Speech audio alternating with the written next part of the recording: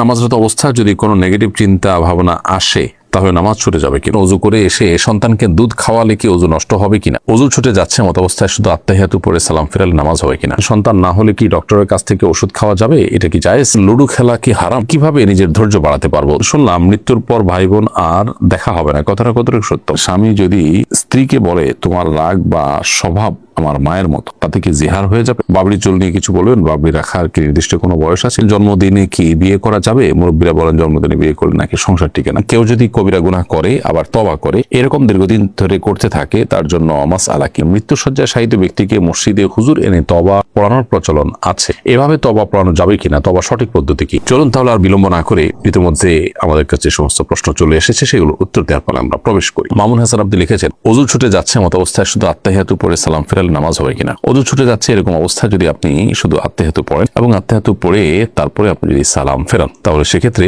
নামাজ হয়ে যাবে, কারণ দুরুদ এবং দোয়া মাসুরা বিশুদ্ধ মত অনুযায়ী এটা ওয়াজিব নয়, যার কারণে আত্তাহিয়াতু পড়ে আপনি সালাম ফিরে তারপরে আপনার প্রয়োজন আপনি পূরণ করলেন, সেটি জায়েজ আছে। এস বাইজিদ এসকে আপনি লিখেছেন যে ব্যক্তি দাড়ি রাখে না তাকে কি সালাম দেওয়া যাবে? দেখুন, যিনি দাড়ি রাখেন না তাকে সালাম দিতে কোনো অসুবিধা নেই। শরীয়ত আমাদেরকে বলে না যে দাড়ি বিশিষ্ট লোকদেরকে দেখে দেখে সালাম দাও। নবী সাল্লাল্লাহু আলাইহি ওয়াসাল্লাম বলেছেন তুমি সালাম দাও যাকে চিনে তাকে, যাকে চেনো না তাকেও। এজন্য সালাম আমরা সবাইকে দেওয়ার চেষ্টা করবো ইনশাআল্লাহ, যদি তিনি মুসলিম বলে মনে হয়। হ্যাঁ, কেউ মুসলিম অমুসলিম সন্দেহ হলো, মুসলিম জনপদে অবশ্য বিষয় মুসলিম যেখানে সেখানে আপনার সন্দেহ করার দরকার নেই, যেখানে অমুসলিম প্রধান সেখানে অবশ্য মুসলিম হওয়ার কোনো আলামত না থাকলে আপনি সালাম দেওয়া থেকে বিরত থাকবেন। এরপরে জাহানারা তামান্না আপনি লিখেছেন স্বামী যদি স্ত্রীকে বলে তোমার রাগ বা স্বভাব আমার মায়ের মতো, তাতে কি জিহার হয়ে যাবে? না, একটা বিশেষ কোনো বিষয়ের ক্ষেত্রে যদি বলে এর কারণে জিহার হবে না, যেটির কারণে স্বামী স্ত্রীর মধ্যে সম্পর্ক থাকে না এবং সম্পর্কের স্বাভাবিক গতি নষ্ট হয়, সেরকম কিছু হবে না। বিশেষ কোনো গুণ বা বৈশিষ্ট্যের ক্ষেত্রে যদি এরকম স্ত্রীকে মায়ের সাথে তুলনা করা হয়। মোহাম্মদ আলমগীর আপনি লিখেছেন কেউ যদি কবিরা গুনাহ করে আবার তওবা করে, এরকম দীর্ঘদিন ধরে করতে থাকে, তার জন্য মাসআলা কি? কবিরা গুনাহ করে যদি বারবার তওবা করে আবারও তিনি কবিরা গুনাহ করতে থাকেন, তো সন্দেহাতীতভাবে সেটা তার তওবা যেটা হচ্ছে সেই তওবাটা যেটা যথাযথ হচ্ছে না, সেটা যে দুর্বল তওবা তার প্রমাণ। অতএব তওবাকে শক্তিশালী করার চেষ্টা করতে হবে। আপনার কোনো অপরাধ হওয়ার পর যে তওবা হবে সেই তওবাটা এতটা স্ট্রং হবে যে আপনি পরবর্তীতে কোনো অপরাধ করার আগে যেন আগের বার আপনি যতটা সেটার সঙ্গে লড়াই করতে পেরেছেন, দ্বিতীয়বার যেন তার চেয়ে আর একটু শক্তিশালী ভাবে করতে পারেন, তওবাটা যেন একটু পাওয়ারফুল হয়। এরপরেও যদি এরকম বারবার হয়, তো আল্লাহর কাছে ক্ষমা চাইতে আমরা কার্পণ্য করবো না, কারণ আল্লাহ তাআলা তাওয়াব, বারবার তিনি বান্দার তওবাকে কবুল করেন। বাট আমাদের তওবা হতে হবে প্রত্যেকটাই আগেরটার তুলনায় শক্তিশালী। মারিয়া ইসলাম আপনি লিখেছেন সন্তান না হলে কি ডক্টরের কাছ থেকে ওষুধ খাওয়া যাবে, এটা কি জায়েজ? অবশ্যই সন্তান হওয়ার জন্য কোনো ঔষধ কোনো চিকিৎসা আপনি সেবা গ্রহণ করতে পারেন, যদি শরীয়তের কোনো সীমা লঙ্ঘন হওয়ার মতো বিষয় সেখানে না থাকে, কোনো অসুবিধা নেই। তানহা তাবাসসুম লিখেছেন লুডো খেলা কি হারাম? সরাসরি হারাম বলা হয়তো কঠিন হবে, কিন্তু মাকরুহ তাহরিমি থেকে অবশ্যই খারি না। একে তো অনর্থক কাজ, দ্বিতীয়ত যে সমস্ত খেলাধুলা শারীরিক কোনো কসরত নাই, এই সমস্ত খেলাধুলা আসলে কোনো মানুষের রিফ্রেশমেন্টও হয় না, মানুষ আরো বোর ফিল করে। সব মিলিয়ে শরিয়া যে সমস্ত খেলাকে অনুমোদন করেছে সেগুলোতে শারীরিক কসরত আছে, এটা তার মধ্যে পড়ে না। বিধায় দাবা ইত্যাদি সম্পর্কে শরীয়তে পরিষ্কারভাবে নিষেধাজ্ঞা আছে, এটা সেই ক্যাটাগরি খেলা হওয়ার কারণে এটাও নিষিদ্ধের আওতায় পড়বে এবং একজন মুসলমান সময় কাটানোর উদ্দেশ্যেও এটি করা উচিত হবে না। মোহাম্মদ বাবলু মিয়া আপনি লিখেছেন হিংসা কিভাবে ছেড়ে দিব? যার ভেতরে বিন্দু পরিমাণ হিংসা রয়েছে সে তো জান্নাতে প্রবেশ করতে পারবে না, সুতরাং হিংসা কিভাবে ছাড়া যায়? ভাই বাবলু মিয়া, হিংসা ছাড়ার জন্য যার প্রতি হিংসা হয় তার জন্য আপনি দোয়া করবেন, দেখবেন আপনার হিংসা কমে যাবে। আবার আল্লাহ রাব্বুল কাছে পানা চাইবেন, আল্লাহ যেন অন্তরকে সকল অন্তরের যে ব্যাধি আছে সেগুলো থেকে হেফাজত করেন, ইনশাআল্লাহ তাআলা আপনাকে মুক্তি দান করবেন। এমনি বুরহানুদ্দিন বুরহান লিখেছেন কিভাবে নিজের ধৈর্য বাড়াতে পারবো? ধৈর্য বাড়ানোর জন্য ধৈর্যশীলদের সংস্রব এটা বেশ উপকারী। যাদেরকে দেখবেন যে অনেক সহনশীল, অনেক ধৈর্যশীল, অনেক চিন্তাশীল, সেই মানুষগুলোর সাথে যত বেশি আপনার উঠা বসা হবে, যত বেশি আপনার আসা যাওয়া হবে, তত বেশি ইনশাআল্লাহ বিদিনিল্লাহ আপনি তাদের দ্বারা বেনিফিটেড হবেন। সেই সাথে আল্লাহ রাব্বুল আলামিনের কাছে আপনি দোয়া করবেন। আল্লাহ তাআলা কোরআনে কারীমে দোয়া শিক্ষা দিয়েছেন আমাদেরকে, রব্বানা আফরিগ আলাইনা সবরা, হে আল্লাহ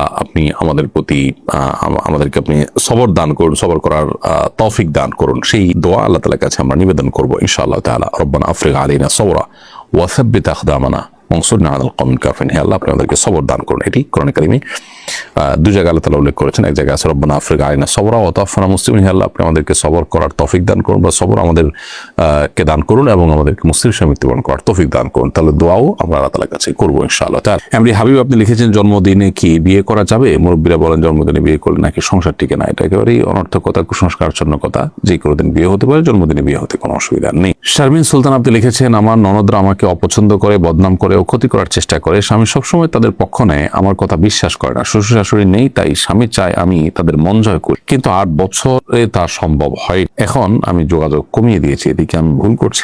আপনার ননদ বা আপনার দেবর ভাসুর এদের সাথে আপনার আসলে ননদদের সাথে বিশেষ করে আমি জানতে চাইছেন, তাদের সাথে যোগাযোগ রক্ষা করা আপনার জন্য আবশ্যক না। অতএব এখানে আপনি যোগাযোগ কমিয়ে দিলে আপনি গুনাহগার হবেন না। বিশেষ করে আপনি যখন তাদের দ্বারা কষ্ট পান সেক্ষেত্রে আপনি কিছুটা কমিয়ে দিলে অসুবিধা নেই, বাট স্বামীর দিক বিবেচনা করে সুখী জীবনযাপনের প্রয়োজনে আপনি চেষ্টা করবেন সাধ্য অনুযায়ী ছাড় দেওয়া, যেটা আপনি অনেকদিন করে আসছেন। আল্লাহ আপনাকে সবল তৌফিক দান করুন। এমডি জিহাদ সরকার লিখেছেন, বাবরি চুল নিয়ে কিছু বলবেন। বাবরি রাখার কি নির্দিষ্ট কোনো বয়স আছে? কোনো বয়স নাই। বাবরি চুল রাখতে পারেন আপনি, তবে সাধারণত প্রাপ্তবয়স্ক হওয়ার পরেই মানুষ বাবরি চুল রাখে, এবং যদি অপ্রাপ্ত বয়স্ক বিশেষ করে শস্ত্রবিহীন অবস্থায় বাবরি চুল রাখলে সেটি যদি কোনো কারণে ফিতনার আশঙ্কা হয় তাহলে সেটা অ্যাভয়েড করা দরকার। অবশ্য শরীয়ত আমাদেরকে কোনো বয়স ঠিক করে দেন যে এই বয়সের আগে রাখা যাবে না বা এই বয়সের পরেই রাখতে হবে, এমন কোনো বাধ্যবাধকতা শরীয়ত আমাদেরকে দিয়ে দেয়নি। তামজিদ ভিডিও আপনি আমাদের ইউটিউব চ্যানেলে লিখেছেন, মৃত্যুশয্যায় শায়িত ব্যক্তিকে মসজিদে হুজুর এনে তওবা পড়ানোর প্রচলন আছে, এভাবে তওবা পড়ানো যাবে কিনা? তওবা সঠিক পদ্ধতি কি? এর উত্তরে রাসূল করিম সাল্লাল্লাহু আলাইহি ওয়াসাল্লাম মৃত্যুশয্যায় মানুষকে ইসলামের দাওয়াত দিয়েছেন, কুফর থেকে তওবা করার দাওয়াত দিয়েছেন। এটি নবী সাল্লাল্লাহু আলাইহি ওয়াসাল্লাম তার চাচা আবু তালেবের ক্ষেত্রে করেছেন, অন্য আরো অনেকের ক্ষেত্রে করেছেন। অতএব সেগুলো থেকে যদি তওবা করানো যায় তাহলে গুনাহের বিষয়টি তো অবশ্যই করানো যাবে। কোনো পাপাচার থেকে, অন্যায় কাজ থেকে কোনো ব্যক্তিকে মৃত্যুশয্যায় তওবা পড়ানো যেতে পারে। তবে হ্যাঁ, একেবারে মৃত্যুর আলামত প্রকাশ পেয়েছে, সর্বশেষ পর্যায়ে চলে গেছে, এরকম পর্যায়ে আসলে আর তওবা গ্রহণযোগ্য হয় না, সেটি ভিন্ন বিষয়। আর যেহেতু রাসূল আকরাম সাল্লাল্লাহু আলাইহি ওয়াসাল্লাম তওবা পড়েছেন, অতএব কোন আলেম ওলামা যদি তওবা পড়ান সে অর্থে এটি জায়েজ আছে ইনশাআল্লাহ তাআলা। লিয়া আক্তার আপনি লিখেছেন, শুনলাম মৃত্যুর পর ভাই বোন আর দেখা হবে না, কথাটা কতটুকু সত্য? ভাই বোনের দেখা মৃত্যুর পর আর হবে না এমন কোনো কথা কোরআন বা সুন্নাহ কোথাও আছে বলে আমাদের জানা নেই। অতএব এটি একান্ত কারোর মন গড়া কথা। যদি ভাই বোন জান্নাতি হয়ে থাকেন তাদের সাথে সাক্ষাৎ হবে, কিয়ামতের ময়দানে সাক্ষাৎ হতে পারে। আল্লাহ তাআলা বলেছেন, ইয়াউমা ইয়াফিরুল মারউ মিন আখিহি ওয়া উম্মিহি ওয়া আবিহি, মানুষ কিয়ামতের ময়দানে নিজের ভাইকে রেখে পলায়ন করবে। তাহলে যে দেখা হবে না এ কথা তো সঠিক নয়। মাই ড্রিম আইডি থেকে আপনি লিখেছেন, ওযু করে এসে সন্তানকে দুধ খাওয়ালে কি ওযু নষ্ট হবে কিনা? ওযু দুধ পান করানোর কারণে নষ্ট হবে না, কারণ ওযু ভঙ্গের বিষয়টি আমাদের শরীর থেকে পবিত্র কোনো বিষয় বের হওয়ার সাথে সম্পৃক্ত। তো মা যখন সন্তানকে দুধ খাওয়ান তখন সেই দুধটা কোনো নাপাক কোনো বিষয় না, বিধায় এ দুধ শরীর থেকে নির্গত হলো, সন্তান পান করলো, তার ফলে মায়ের ওযু নষ্ট হওয়ার কোনো কারণ নেই। মোহাম্মদ তাওহীদ দেখেছেন, নামাজরত অবস্থা যদি কোনো নেগেটিভ চিন্তা ভাবনা আসে তাহলে নামাজ ছুটে যাবে কিনা? নেগেটিভ চিন্তা ভাবনা আসলে নামাজ ছুটে যাবে না, তবে আল্লাহর অস্তিত্ব সম্পর্কে বাজে চিন্তা যদি আসে সাথে সাথে সেটা আপনি ডাইভার্ট করে ভালো চিন্তায় রূপান্তর করার বা তওবা করার বা অন্য দিকে নিয়ে যাওয়ার চেষ্টা করবেন, কিন্তু এর কারণে নামাজ নষ্ট হবে না। আর ইচ্ছাকৃতভাবে এরকম চিন্তা যদি আপনি করেন সেটা গুনাহের কথা, কিন্তু সেটা নামাজ নষ্ট হওয়ার সম্পর্ক নেই। আয়েশা সিদ্দিকা লিখেছেন, ডাক্তারের সিরিয়াল তাড়াতাড়ি পাওয়ার জন্য কারো সুপারিশ নেওয়া যাবে কিনা? সিরিয়াল যখন করা হয় ফোনে বা আপনার অন্য কোনো উপায়ে যখন সিরিয়াল করা হয়, সেই সিরিয়ালকে আপনি সুপারিশের মাধ্যমে যদি আগায় আনেন তাতে যদি অন্য কারোর অধিকার নষ্ট না হয় সেটা ঠিক আছে।